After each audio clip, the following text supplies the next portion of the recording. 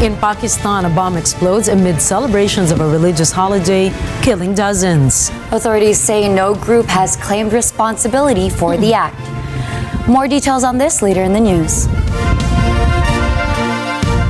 Good evening, I am Gianna Llanes. I am Nina Richie Alagao-Flores. This is Mata ng Agila International. Now for the headlines. The United States seeks more multilateral patrols in the West Philippine Sea. The Philippines braces for tropical depression, Jenny. United States lawmakers are scrambling to avoid a government shutdown. Vladimir Putin meets with a former Vagner commander in hopes to take control of the mercenary unit. And fans can't wait for K-pop supergroup Twice to rock the Philippine arena.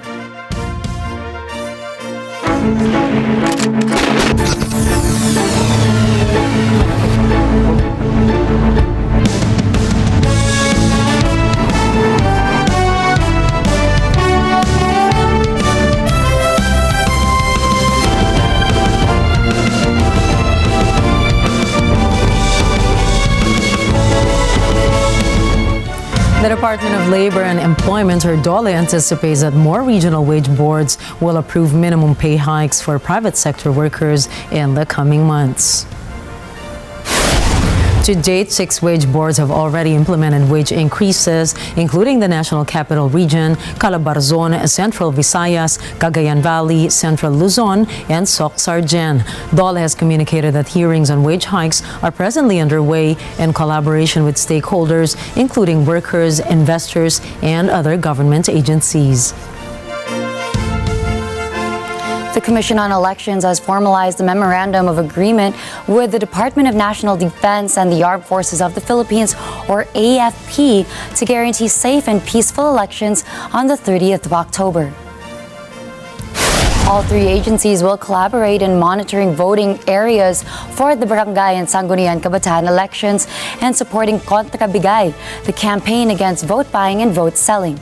Defense Secretary Gilberto Teodoro Jr. has emphasized that vote buying corrodes the foundation of the nation's democracy. He assured the public that his department would combat this election malpractice. The AFP will also assist in ensuring orderly barangay elections, particularly in the 246 barangays categorized under the red category of the election hotspot list. The Department of Health, or DOH, said it needs 66.2 billion pesos to pay the medical workers' emergency allowance.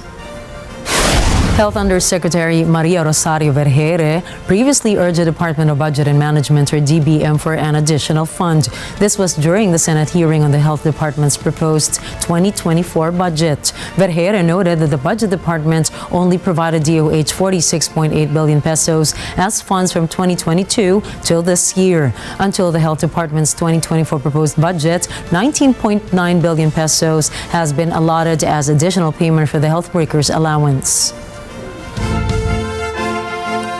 President Ferdinand Marcos Jr. has issued a directive to local government units, or LGUs, instructing them to halt the collection of toll fees and charges on all motor vehicles involved in the transportation of goods.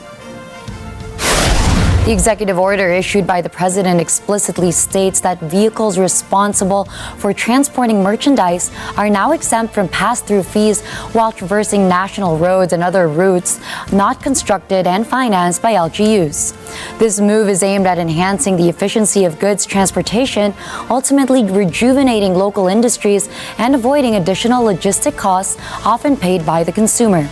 President Marcos is urging all LGUs to comply with the order and suspend the collection of various fees, including sticker fees, delivery charges, and toll fees, among others. Reducing transport and logistic costs stands as a fundamental objective within the Marcos administration's 8-point socioeconomic agenda. The International Monetary Fund, or IMF, expects the Philippine economy to catch up in the second half of 2023.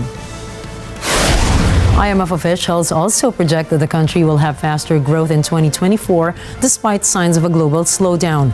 Meanwhile, the organization recommended that the Philippines train its workforce to use artificial intelligence. This year, the Philippine government is targeting to achieve a 6 to 7% growth in its economy. A finance company based in the U.S. has pointed out the Philippines as one of the countries most susceptible to the impacts of the upcoming El Niño phenomenon.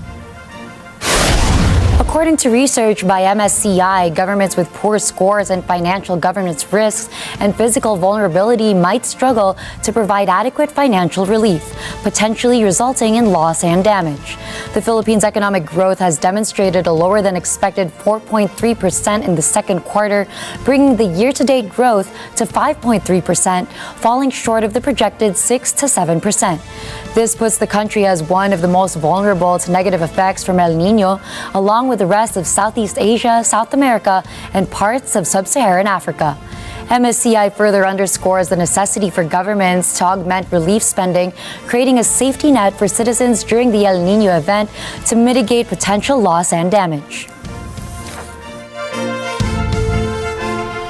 President Ferdinand Marcos Jr. asserts that the Philippine government is not looking for trouble with China, but it will continue to defend its territory. His pronouncement came after launching his administration's food stamp program in Sargal Island in Surigao del Norte. The president was referring to the China Coast Guard's move to install a floating barrier in Bajo de Masinloc. He adds that the country's fisher folk were losing tons of catch a day due to the 300-meter barrier.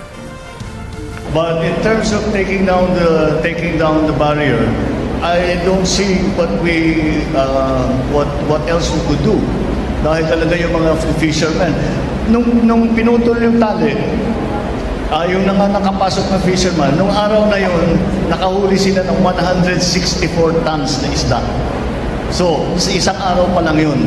Yun ang nawawala sa ating mga fisherman. Kaya hindi naman maaari na lalagyan ng barrier na gano'n. At maliwanag naman ay nasa loob ng Pilipinas yan. Kaya, sige, basta kasi hindi tayo naghahanap ng gulo. Basta gagawin natin, patuloy natin ipapagtanggol ang Pilipinas, ang maritime territory ng Pilipinas, ang mga ang karapatan ng mga fisherman natin na mag-isda doon sa mga areas kung saan sila nangingisda daang taon na. Kaya hindi ko maintindihan pag nagbago na ganito. The president also stressed that the government's step to remove the barrier was meant to defend the country and not to provoke trouble with China. Washington is seeking to conduct more multilateral patrols with Manila in the West Philippine Sea. Vin Pasqua for the details. The United States asserts its support for multilateral parties with the Philippines and to other allied countries in the West Philippine Sea Friday.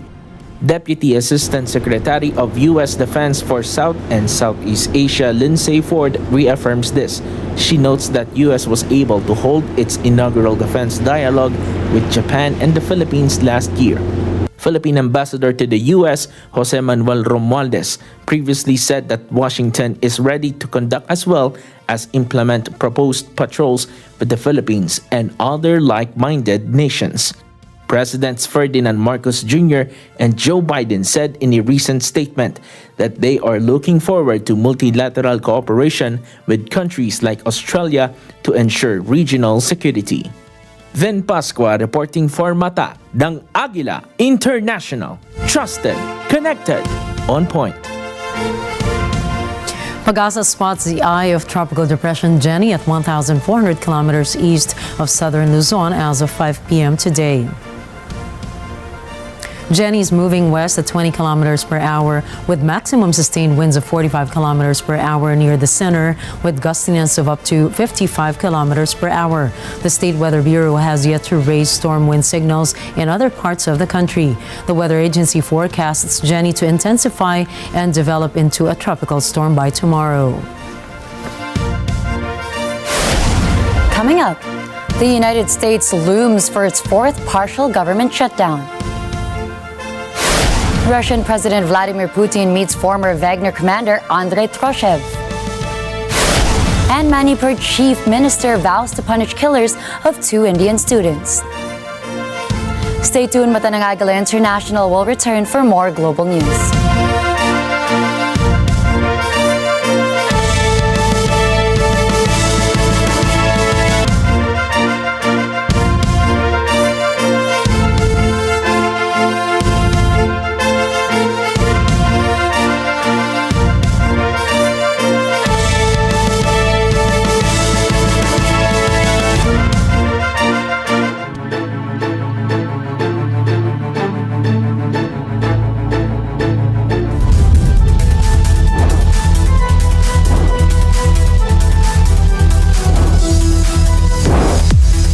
Tito, ang inyong sumbong siguradong may responding katapat.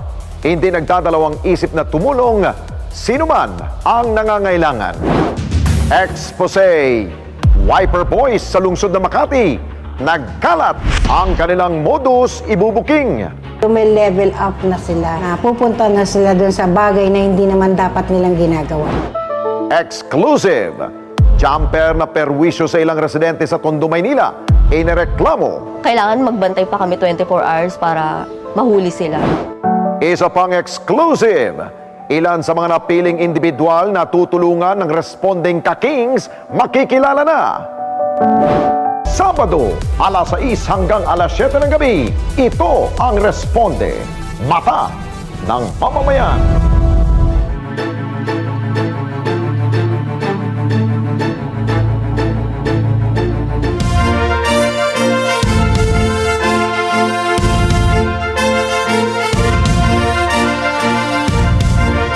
Welcome back to Mata ng Agila International. It is just a few days to go before Washington marks its fourth partial shutdown of the United States government. Jeff Sanidad has the details. United States Republican House Speaker Kevin McCarthy on Wednesday denied a stopgap bill from advancing to the Senate. This brings Washington closer to its fourth partial shutdown of the U.S. government in a decade, with just days before its deadline of September 30. If the shutdown comes, it will lead to the furlough of hundreds of federal workers, as well as the suspension of the multitude of government services. A plan was set in the Senate Tuesday that would fund the government through November 17, providing lawmakers enough time to agree on the funding levels for the full fiscal year opening on October 1st. Top Senate Democrat Chuck Schumer underscored that the Senate would hold the next voting on its bill. This month, one of the Senate's top priorities will be to keep the government open beyond the September 30th deadline. Both parties in both chambers will have to work together if we are to avoid a shutdown. So when the House returns next week, I implore, I beg my House Republican colleagues to follow the Senate's lead, to recognize that time is short, and the only way to avoid a shutdown is through bipartisanship in both the House and the Senate. McCarthy, however, was hesitant to sign the bill over threats of being ousted. This is after he himself had a bad deal with the U.S. President Joe Biden in May for the party's $1.59 trillion in discretionary spending in fiscal 2024 turned into $120 billion reduction in funds. They passed the debt ceiling, and they said they'd only do it on condition that it have all these cuts in it. You know what? We should do something different. And I think one of the best signs of a leader is acknowledging when they should correct, when they should do something different. And I believe this is a moment in time that he should reach across the aisle with us, and I want to work with him. I'll be the first one there to work with him just like we did on the debt ceiling. Let's do something on the border, keep government open, and show this nation that we can do it right. The House is hoping for a decisive vote on the amendments to specific funding bills, even if all four bills were to be signed into law Saturday. But these would not be sufficient to prevent the partial government shutdown. As of now, it remains unclear whether there will be enough votes in the House to pass the bill. In Washington, D.C., Jeff Sanidad for Mata ng Agila International. Trusted, connected, on point.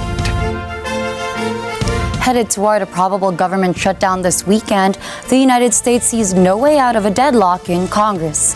This over hardline Republicans calling for deep spending cuts. Let's find out what is most likely to happen beginning Sunday if or when the U.S. government shuts down. Rosal Feria reports. Come Sunday, if passage of the bills needed to keep the government funded and open is prevented, here are some things the country can expect to happen. Hundreds of thousands of federal employees would be furloughed without pay. Members of the military and other workers deemed to be essential would continue working but also without pay. An estimated 1.8 million federal workers would not be paid for the duration of a full shutdown. The Committee for a Responsible Federal Budget estimates that around 850,000 non-essential workers would be furloughed as well. During the shutdown, operations classified as essential will continue to operate. In previous shutdowns, benefits checks have continued to be paid. Air traffic controllers, border patrol agents, and hospital staff have remained on the job. But several services would likely be affected. These include new applications for Social Security and Medicare, food and environmental site inspections, and national parks. But should a funding deal be reached, these restrictions would be lifted. All affected employees would be paid retroactively. The shutdown's economic impact on families and the country as a whole is also anticipated and dreaded. In Washington, D.C., Rosel Feria for Mata ng Agila International. Trusted, connected, on point. Still in related news, time is running out for Congress to prevent a government shutdown with potentially devastating impacts on millions of vulnerable Americans. Lawmakers have made minimal progress and lack a clear plan to avert this crisis scheduled to hit households nationwide by the 1st of October. This looming threat places those most in need at risk, from newborns relying on government programs for infant formula, children in need of nutrition assistance, to college students depending on federal grants for their education. Additionally, millions of active duty service members and reservists could see their military pay vanish. While food stamps will continue through at least October, prolonged government shutdown could spell serious trouble for those depending on them. Of utmost concern is the funding for vital nutrition programs like those for women, infants, and children, which would cease immediately upon the shutdown. A U.S. State Department report says China is spending billions of dollars on a global misinformation campaign. It says those efforts include controlling information and spreading propaganda. Thomas I. Likeness reports. State Department spokesman James Rubin says the report shows just how extensive China's efforts are to control information globally. The People's Republic of China has invested billions of dollars to construct a global information ecosystem to promote propaganda, censorship, and disinformation. Rubin warns if China's information manipulation goes unchecked, it will result in a slow, steady destruction of democratic values. He says China suppresses critical information that contradicts what it says about Taiwan, human rights, and its sagging domestic economy. At the same time, Rubin says Beijing has acquired stakes in foreign media, paid online influencers, and tried to co-opt foreign political elites and journalists. When you look at the pieces of the puzzle and you put it together, you see a breathtaking ambition on the part of the PRC to seek information dominance in key regions of the world. China has not responded to the report. Thomas I. Likeness for Mata ng Agila International. Trusted, connected, on point. President Xi Jinping repeated his call for Taiwan's reunification at the National Day reception. 我们要坚持一个中国原则和9·2共识，推动两岸关系和平发展，深化两岸融合发展，维护中华民族根本利益，增进两岸同胞福祉。 He asserted that China's complete reunification with Taiwan is inevitable. Chinese Defense Ministry spokesperson Wu Qian echoed Xi's reunification call. Wu also slammed Taiwan's self-built submarine strategy, saying Tsai Ing-wen's government cannot stop their national reunification. Wu said Taiwan's actions will court destruction since China will strongly defend its natural sovereignty and territorial integrity.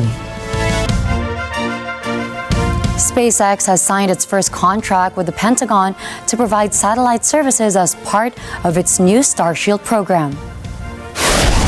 CEO Elon Musk describes the efforts as a military alternative to the Starlink system. The Starshield program is said to apparently rely on the existing Starlink constellation of satellites. Pentagon notes that the deal has a $70 million price ceiling, which includes Starlink providing end-to-end service for Starshield. Meanwhile, Musk weighed in on reports citing that Starlink should be a civilian network and not for combat purposes. Media reports confirmed that the Starshield project would be owned by the United States government and be controlled by the Department of Defense. Russian President Vladimir Putin has instructed a former senior official from the Vagner mercenary group to mobilize volunteer troops for specialized military operations. This meeting with Andrei Troschev is a part of the president's efforts to reintegrate the Vagner group under Moscow's authority following the group's mutiny earlier this year. President Putin has recently urged all personnel from the mercenary group and other Russian private military contractors to pledge allegiance to Russia. Following this meeting, the Kremlin announces that Troschev is now serving in the defense ministry. Many former Vagner fighters have joined the Russian army to fight against Ukraine. RT correspondent Murad Gazdev tells us more. Weenie and Ziegel are unusual. They are Bakhmut veterans. Tell me, you have a Wagner badge on your arm? Yes. Were you with the Wagner PMC? Yes, I served in the company. And then you joined the army? Yes. And how is it? It's excellent. I'm fully satisfied. CNN and Ukrainian officials are ringing alarm bells saying that Wagner is back. They were frightened by this badge worn by many proud Wagner veterans. This is false. Wagner is not back, but thousands and thousands of its former employees have joined the regular Russian army with all their experience.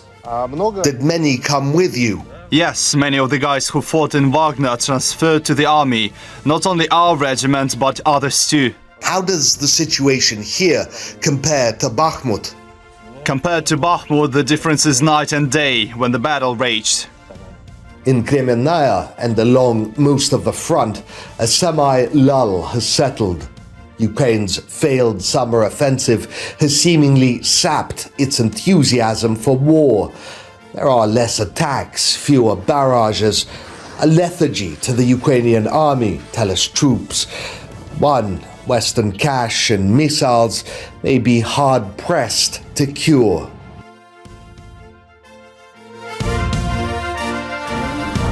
On Friday, Eswatini citizens will be voting in parliamentary elections, although the impact on the country's governance seems minimal given it's under the rule of Africa's last absolute monarch.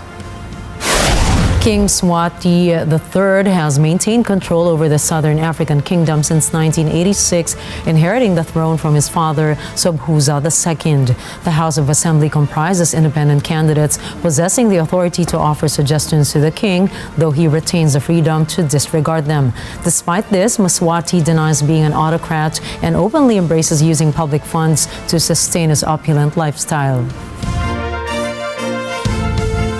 The Chief Minister of Manipur has condemned the alleged abduction and murder of 2 Indian students, pledging to ensure that the perpetrators face the harshest possible punishment. This comes after months of ongoing violent protests within the state. RT's Arunjan Sharma has the details. Internet ban was lifted from the northeastern state of Manipur after 5 odd months. And as soon as the ban was lifted, what we saw was pictures of 2 minors, 2 17-year-old students that went viral all over the internet. They were first kidnapped and then killed. Truly heartbreaking pictures that led to an outrage, an outcry in the state of Manipur. We saw student bodies, youngsters taking out rallies protesting against the state government and the central government. And while the authorities to disperse the crowds, they resorted to tear gas shelling, which led to more students being injured.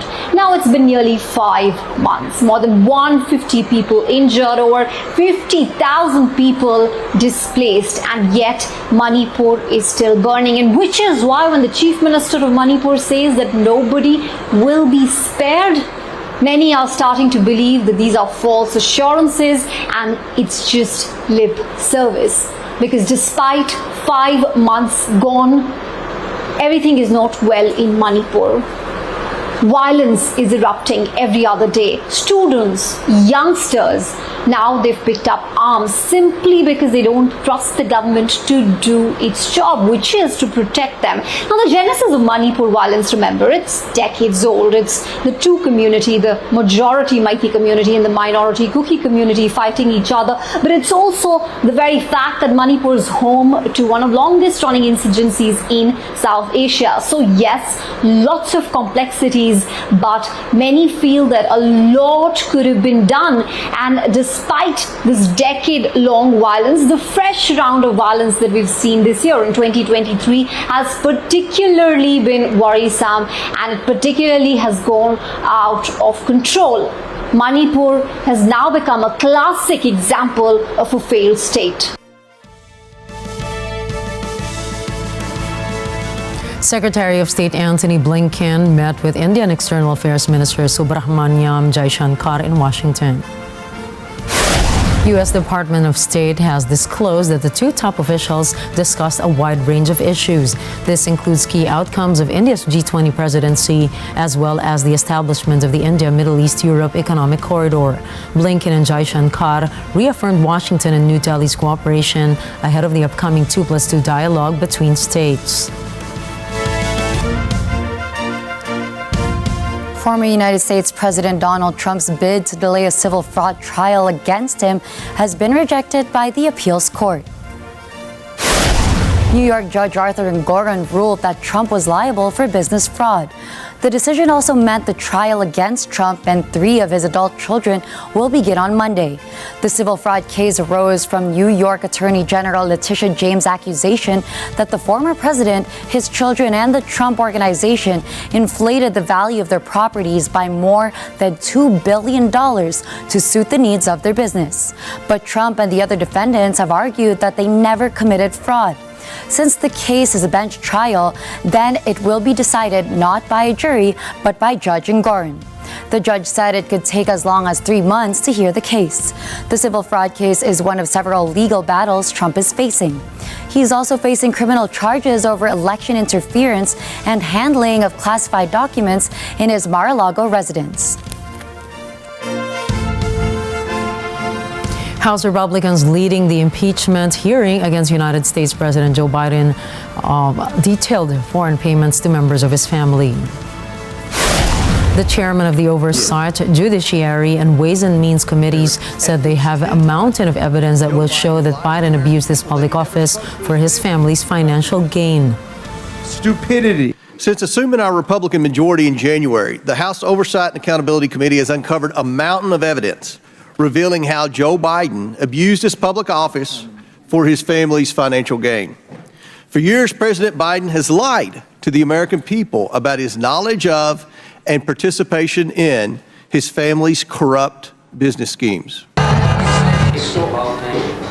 The lawmakers also tried to show the Senate and the public the links to Biden's son Hunter's overseas businesses.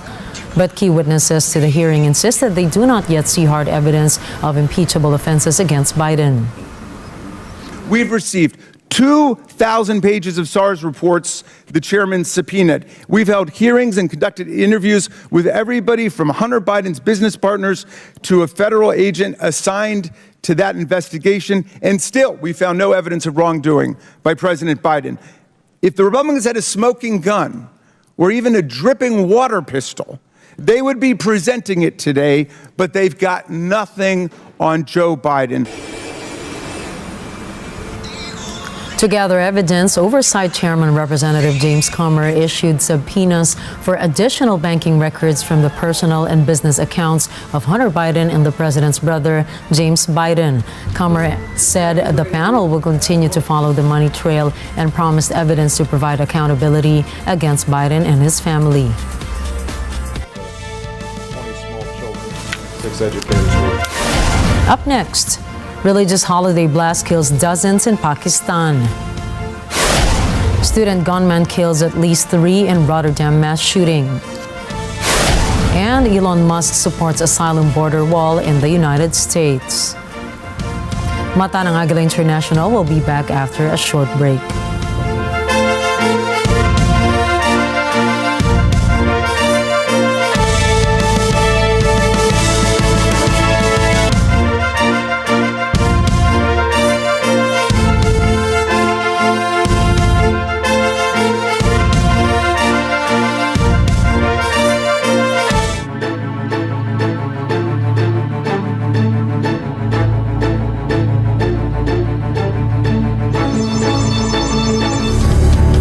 Have you been studying hard to get a degree and hopefully land you a job in the United States? Perhaps you've been wanting to be reunited with your family. Find out the ins and outs of your journey to the U.S. either as a visitor or as an immigrant from attorney Marlene F. Gonzalez, a Filipino-American immigration expert with over 20 years of experience and proud owner of U.S. Journey Immigration Services. You might just get to be inspired to live your American dream here at Open for Business. The American dream is about having opportunities. That is what the United States offers. Open for Business with Cesar Vallejos, Sunday, 9 p.m.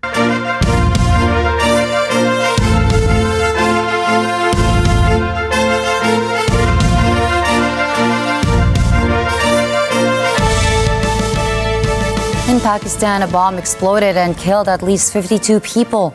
Initial reports said the victims were participating in a religious holiday. District health officials added 58 people were injured and recovering in nearby hospitals. Pakistan's Interior Ministry also confirmed that another blast killed at least 5 and injured 12 people.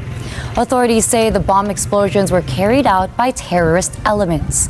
But as of this moment, no group has claimed responsibility for the attacks.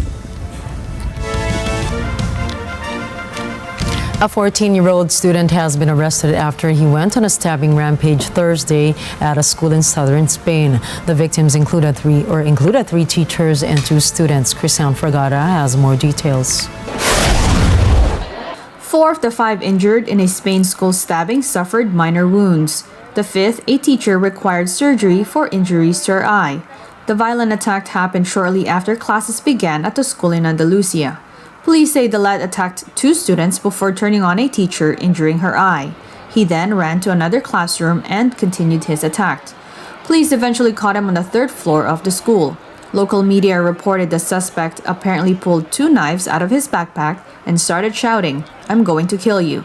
A student has been quoted as saying he was running and chasing people. It's not clear what prompted the attack, but local reports say the teenager often got into fights and had a short temper. Christian Fragata for Mata ng Agila International. Trusted, connected, on point. A student gunman has been arrested by Dutch City Police and Rotterdam University for conducting a twin shooting rampage that took 3 lives. Catherine Ortula has the details. Netherlands City Police have arrested a 32-year-old student who went on a shooting rampage at an apartment and a university hospital in the Dutch city of Rotterdam. Authorities say that the gunman first entered a private home, fatally shooting a 39-year-old woman and her 14-year-old daughter, then setting fire to their house before leaving. The suspect then proceeded to storm the nearby Erasmus University Medical Center, where he also set the building alight after opening fire, causing widespread panic and killing a 46-year-old teacher. According to Chief Police Hugo Hilinar, the suspect was known to law enforcement and was already prosecuted and convicted for animal abuse back in 2021. Rotterdam's Mayor Ahmed Abu Talib expressed that it was a black day and said that many people witnessed it. Emotions in the city are very high and his condolences go out to the victims. Catherine Ortula from Mata ng Agila International. Trusted, connected, on point. Emergency crews in Greece have been busy rescuing hundreds of people from floods as a storm hit the country. The fire service says it helped more than 250 people in the region surrounding the central city of Volos as Storm Elas made landfall. Emi Kapili-Taroja has the details. Greek authorities declared a curfew Wednesday night as the storm pummeled the region. It knocked out electrical power and caused extensive flooding in Volos. Much of the city looked like a lake after heavy rain submerged streets. The flooding swept away cars and anything that had been tied down. Homes have been severely damaged by water and many are not livable. As the water subsided, people began shoveling mud from their homes and yards. Just 3 weeks ago, a severe storm hit Greece, killing 17 people. Emi Kapili-Taroja for mata ng Agila International, trusted, connected, on point. From avocados to mangoes to bananas and passion fruit, a wealth of exotic produce is growing under the shadow of Sicily's Mount Etna. This as the Italian island's farmers adapt to global warming. In a setting more akin to the tropics than Europe, fields of mango, avocado, and palm trees stretch out between the volcano and the glistening Mediterranean Sea. Andrea Pesanisi, an avocado farmer and head of the agricultural organization Coldiretti and Catania, says a whole new sector has emerged over the past decade. Today, more than 40 farmers are growing exotic fruits on hundreds of hectares of land across the region. The producers set up a website to sell directly to consumers. They sent fruit not only around Italy, but also across Europe. Prices are currently higher for exotic fruits than for oranges and lemons, but the yield per hectare is lower. There is also the possibility that even more extreme weather fueled by ever-worsening climate change could force island farmers to once again adapt. Swedish Prime Minister Ulf Kristersson vowed to defeat criminal gangs with the military's help after a surge of violence that has killed a growing number of children and innocent victims. Den grova organiserade brottsligheten har vuxit fram i över ett decennium. På 10 år har det dödliga skjutvapenvåldet tredubblats. Det är politisk naivitet och aningslöshet som har fört oss hit. Det är en ansvarslös invandringspolitik och en misslyckad integration som har fört oss hit. Utanförskapet och parallellsamhällen göder de kriminella gängen. Där kan de hänsynslöst värva barn och utbilda framtida mördare. För vi ska jaga gängen. Och vi ska besegra gängen. Vi ska ställa dem inför domstol. Är de svenska medborgare ska de låsas in på mycket långa fängelsestraff. Är de utländska medborgare ska de dessutom utvisas. Kristersson added that he would meet with the National Chief of Police and the Commander-in-Chief of the military to see how the armed forces can help the police fight the gangs. The Scandinavian country has been in the grip of a bloody conflict between gangs and vendettas fighting over arms and drug trafficking. Apartment buildings and homes across the country are frequently rocked by explosions and shootings, which have become regular occurrences in public places. According to authorities, 12 people have been killed in shootings and explosions in September, the deadliest month in the past 4 years. American soldier Travis King was released by North Korea and has returned to the United States. Officials said Travis King is in good health and is at the Brooke Army Medical Center. He will go through a reintegration program involving medical screenings, mental health assessments, and later face disciplinary actions. Meanwhile, China said that it had offered humanitarian assistance in the recent release of King from captivity in North Korea. He passed through the North Korean border to China with the help of Swedish diplomats, where he was handed over to the U.S. ambassador and a senior military officer, where he then flew out to a U.S. military base. U.S. National Security Advisor Jake Sullivan thanked China for its assistance in facilitating the transit of Private King. North Korea captured Travis King in July when he crossed over the demilitarized zone from South Korea.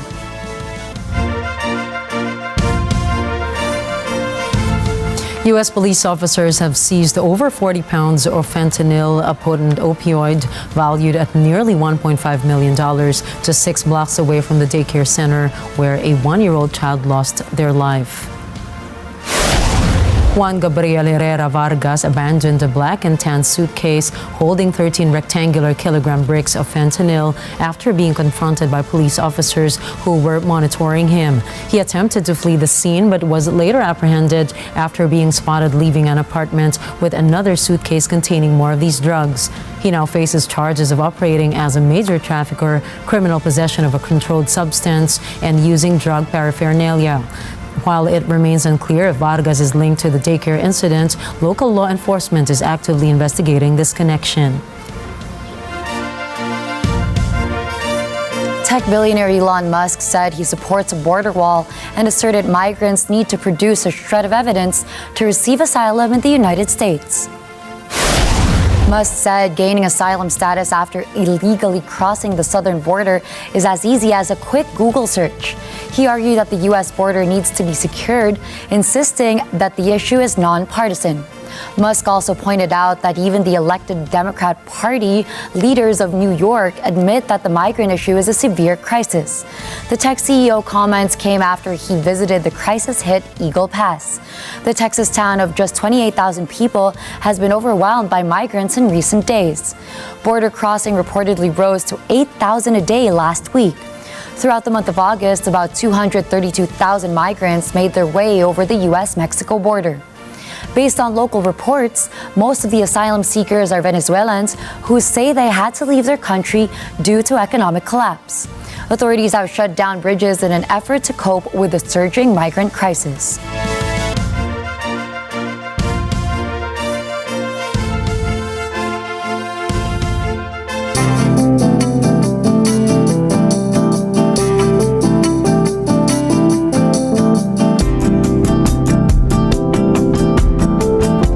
Companies from Iran, Russia, China, Serbia, and Turkey showcase their latest railway technology. From Tehran, RT correspondent Yusuf Jalali reports.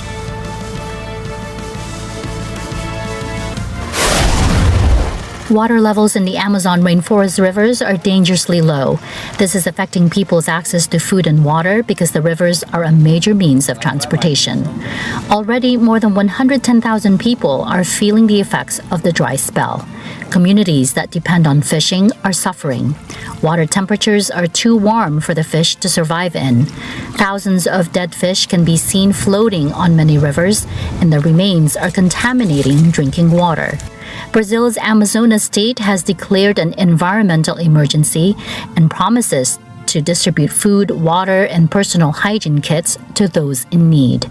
The country's civil defense authority says the drought is more intense than previous ones and expected to last longer. El Nino is being blamed. Anna Cui from Matanang Agila International, trusted, connected, on point. Coming right up, tech giant Meta announces artificial intelligence upgrades. K-pop supergroup Twice is set to enchant Filipino fans in the Philippine arena.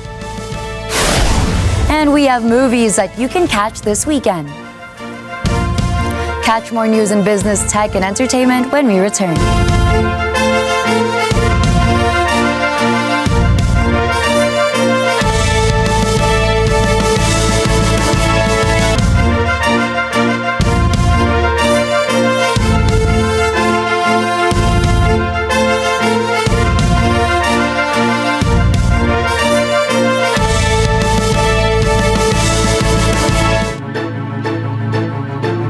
Casey's in the house!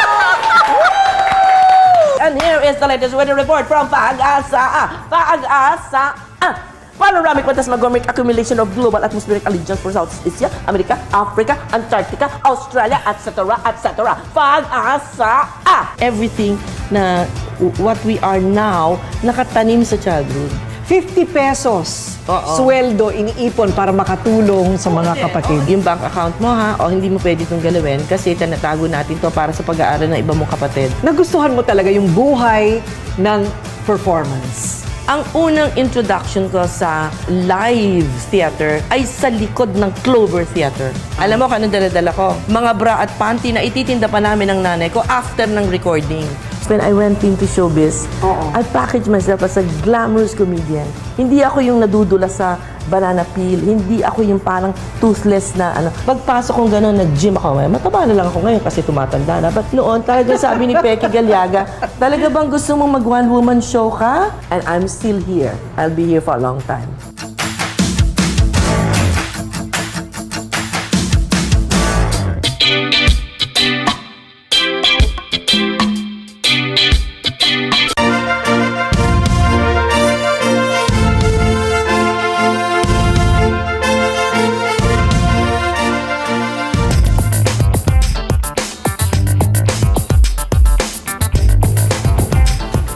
Russian President Vladimir Putin has signed a decree permitting Italian bank Intesa Sanpaolo to sell or dispose of its assets in Russia. The latest decree was in consonance with another law made in 2022, which gave Putin the power to issue special waivers concerning energy and banking deals. The new law also meant Russia was permitting transactions that would lead to the direct or indirect disposal of 100% of Intesa shares. Intesa could not immediately be reached for comment.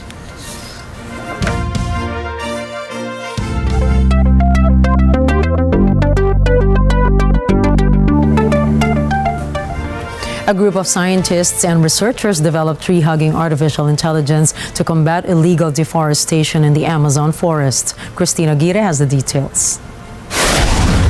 Scientists and environmentalists unleash artificially intelligent boxes named curopiras to rescue the Amazon rainforest.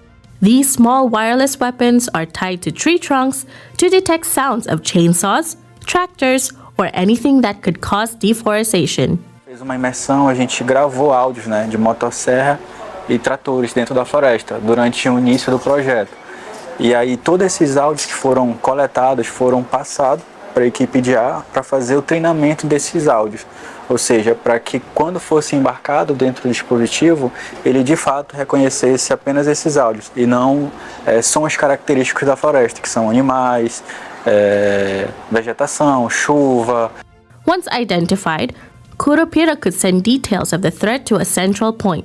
The AI system can relay data up to 1 kilometer via satellite to others in a network, and then agents are deployed to deal with the jungle invaders. A diferença desse sistema é a possibilidade de detecção em tempo real de um ataque, de uma situação realmente de crime, de ameaça, Então, por exemplo, uma invasão para derrubada de árvores através de tratores ou motosserra, o sistema vai detectar. Ele vai detectar um foco de queimada, ele tem a possibilidade de fazer a detecção. Então, tudo aquilo que possa se converter numa ameaça, num ataque à floresta, esse sistema ele vai estar monitorando e avisando esses eventos. Raimundo Claudio Gomez, a researcher behind the project, says unlike satellite data, which reveal deforestation only after the fact, the Curopira can detect an attack or threat in real time. Christina Aguirre reporting from Matanang Agila International. Trusted, connected, on point. Meta chief Mark Zuckerberg says the tech giant is putting artificial intelligence into digital assistants and smart glasses. This to gain lost ground in the AI race. Naya James has more details. Mark Zuckerberg made the announcement at the Connect Developers Conference at Meta's headquarters in Silicon Valley. This is the company's main annual product event. Zuckerberg says advances in AI will allow users to create different applications and personas to accomplish different things. Smart glasses are one of the many ways that tech companies have tried to move beyond the smartphone as a user-friendly device, but so far with little success. The second-generation Meta Ray-Ban smart glasses made in a partnership with EssilorLuxottica will have a starting price of $299. They will hit the market on October 17. Zuckerberg adds that the smart glasses also give the ability to users to stream what they are seeing in real time. Moreover, Meta chief says smart glasses are the ideal form factor for users to let AI assistants see what they're seeing and hear what they're hearing. Meta has taken a much more cautious approach than its rivals, Microsoft, OpenAI, and Google, to push out AI products. It is prioritizing small steps and making its in-house models available to developers and researchers. Naya Dames for Mata ng Agila International, trusted, connected, on point. The last hours of the 2023 Code Conference became tense when ex-CEO Linda Yaccarino was interviewed by Code co-founder Kara Swisher. Code co-founder Kara Swisher's interview with ex-CEO Linda Yaccarino became tense during the last hours of the tech conference. Swisher's interview with Yaccarino turned into a verbal joust when Swisher brought on the table the issues presented by Yoel Roth, who went on stage 2 hours earlier than Yaccarino. The Code Conference is an invitation-only event that brings together the most influential voices in tech. Roth was not on the original list of speakers, but was added at the last minute. He talked about his experiences when he served as the head of Twitter's Trust and Safety Department, also highlighting the tweet Musk wrote that wrongly accused him of pedophilia and how that made him fear for his safety. Swisher and Yaccarino's tension-filled conversation became a debate on X under Elon Musk. While processes and profits were discussed, the interview at its core is an emotional, political, and combative debate between a pro-Musk and an anti-Musk.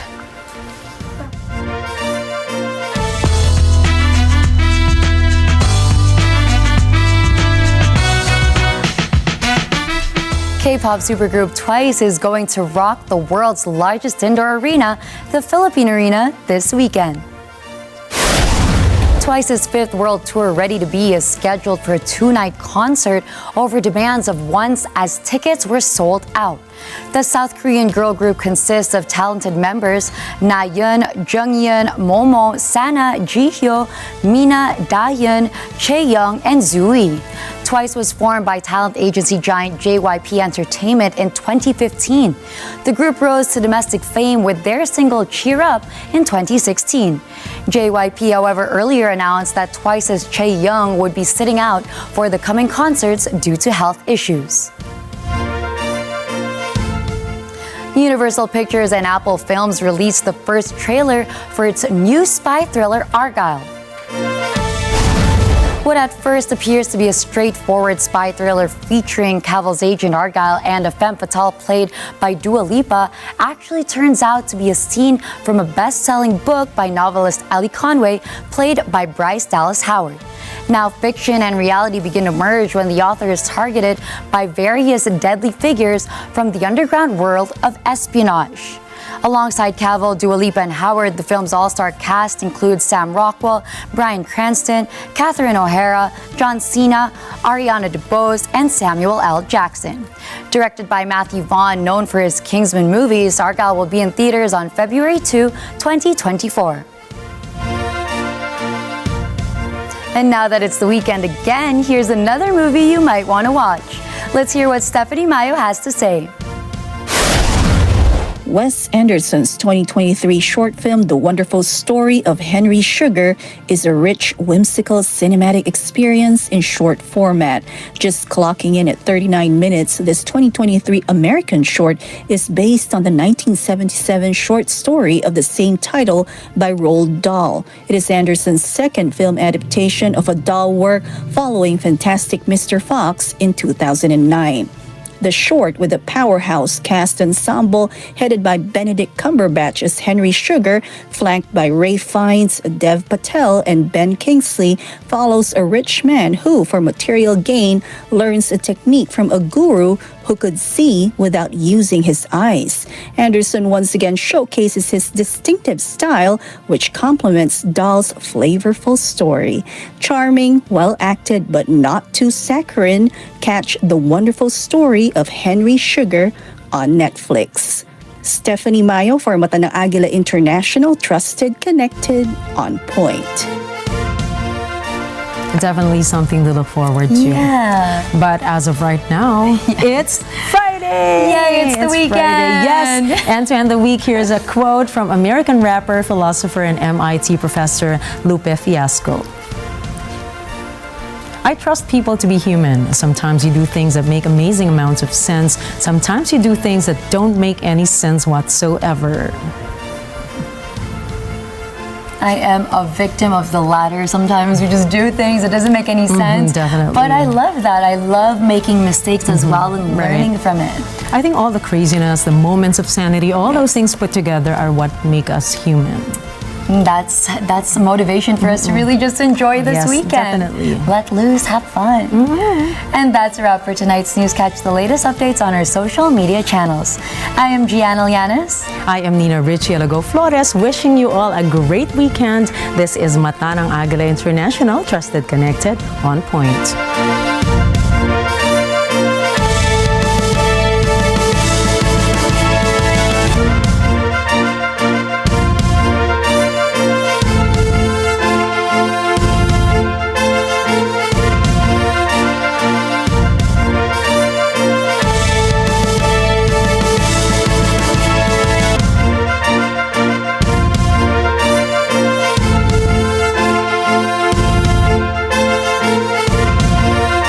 Thank you for choosing Mata ng Agila International as your trusted news source, keeping you connected to the world and on point with stories from around the globe. Follow, like, and subscribe to @Net25 TV.